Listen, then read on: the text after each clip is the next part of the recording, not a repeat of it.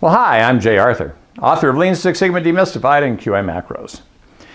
Many years ago, I went to an Excelapalooza conference. And I know, Excelapalooza sounds funky, doesn't it? But it was interesting. But we had one of the leaders of the Excel development team there, and she was talking about all the new features and everything else that they're plugging in. But she gave me some startling statistics. Evidently, Microsoft tracks these things.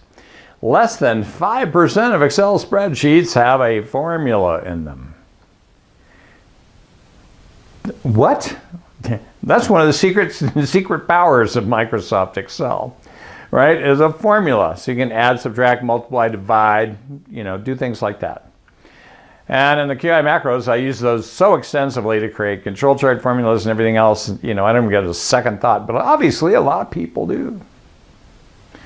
The other thing she announced was that 50-something% of them used Merge and Center. When I can tell you Merge and Center is designed to create headings over spreadsheets that have manually entered numbers. Wow! That's a waste of time. And by the way, center across selection works much better than Merge and Center if you wanted to try and chart or graph anything. So just stay away from Merge and Center. Now, people often tell me they have a love-hate relationship with Excel. Well, I'm going to suggest to you that you don't need to know everything there is to know about Excel. I only know about this much, and I'm pretty sure there's that much. All right?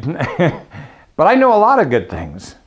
But I want you to think about, well, maybe I'll learn how to use a formula to add some things. And on the QI Macros website, we have some things about Excel, about just how to set up spreadsheets for QI Macros, how to analyze data, how to do formulas and do stuff like that. Go spend a little time learning one new thing.